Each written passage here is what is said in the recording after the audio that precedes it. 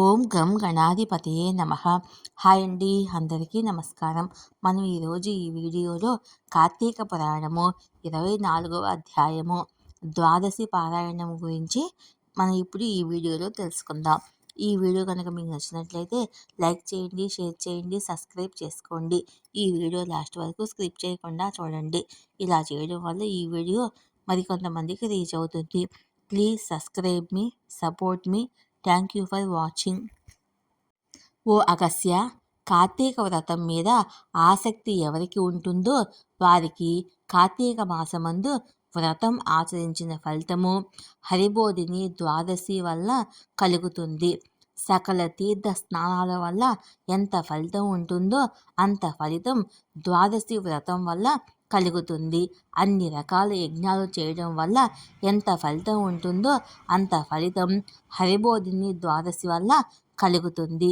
గోవిందుని మీద భక్తితో ఏకాదశి చేస్తే ఎంత ఫలితం కలుగుతుందో అంతకంటే ఎక్కువ ఫలితం విష్ణు వల్లభ అయిన ద్వాదశి వల్ల కలుగుతుంది. ద్వాదశి నాడు చేసిన పుణ్యము 1,000,000 మడుగుల కంటే ఎక్కువ. కొంచెం ద్వాదశి ఉన్న దాన్ని విడవగా పారాయణం చేయాలి. పారాయణం రోజున ద్వాదశి గడియలు వదలకూడదు. అగస్య మునీంద్ర, మునుపు మహాభక్తుడైన అంబరీషుడనే రాజు ద్వాదశి పారాయణ విడవకుండా చేసేవాడు. ఒకసారి అంబరీష మహారాజు ఏకాదశి చేసి మర్నాడు మిగులు ద్వాదశి పారాయణం చేస్తుండగా దుర్వాసుడు వచ్చి ఆతిథ్యాన్ని కోరాడు.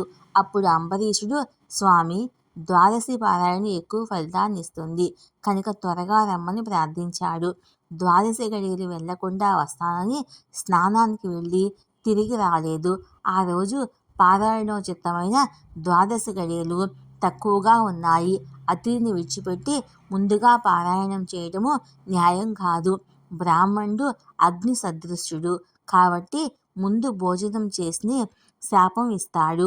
ద్వాదశిని విడిచిపెడితే హరిభక్తి విడిచిపెట్టినట్లు అవుతుంది. ఏకాదశి రోజు ఉపవాసం ఉండి ద్వాదశి నాడు పారాయణం చేసినట్లయితే ఆ వ్రతం సార్థకమవుతుంది. పారాయణ కాలం విడిచిపెడితే పాపం వస్తుంది. వారి వాసనము పుణ్యప్రదము అవటం వల్ల దాన్ని వదిలిపెట్టరాదు. వదిలిపెడితే ప్రాయశ్చిత్తం లేదు అనుకుంటూ వేదవేత్తలైన బ్రాహ్మణులతో, ఓ ద్విజోత్తములారా, దుర్వాసుల వారింకా రాలేదు. ద్వాదశి గడియలు వెళ్ళిపోయేటట్లున్నాయి. బ్రాహ్మణుడి కంటే ముందు భుజించడం శ్రేయమో ద్వాదశి పారాయణ విడుచుట ధర్మమో నాకు తెలియటం లేదు. దీనికి తగిన ఉపాయం చెప్పమని అంబరీషుడు అడిగెను.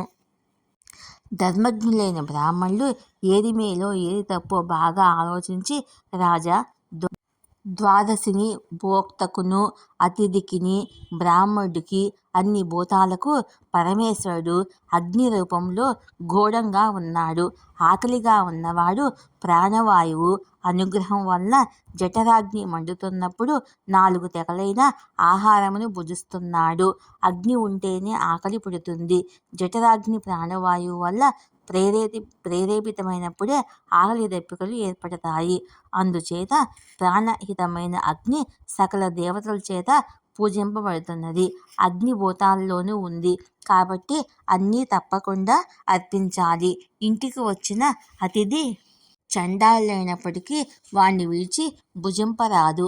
అట్లు చేయడం వల్ల అతిథిని అవమానించడము కీడుకు ఆధారం అవుతుంది.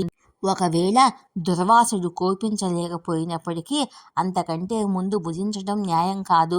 దుర్వాసుడు సమయానికి వస్తానని రాకపోవటం వల్ల తప్పు అతనిదే అవుతుంది. ద్వాదశి పారాయణ చేయకపోతే హరిభక్తి లేనట్లవుతుంది. పారాయణ చేస్తే దుర్వాసుడు తప్పక క్షమిస్తాడు. ఈ వీడియో కనుక మీకు నచ్చినట్లయితే లైక్ చేయండి, షేర్ చేయండి, సబ్స్క్రైబ్ చేసుకోండి. ఈ వీడియో లాస్ట్ వరకు స్కిప్ చేయకుండా చూడండి. ప్లీజ్ సబ్స్క్రైబ్ మీ, సపోర్ట్ మీ. Thank you for watching.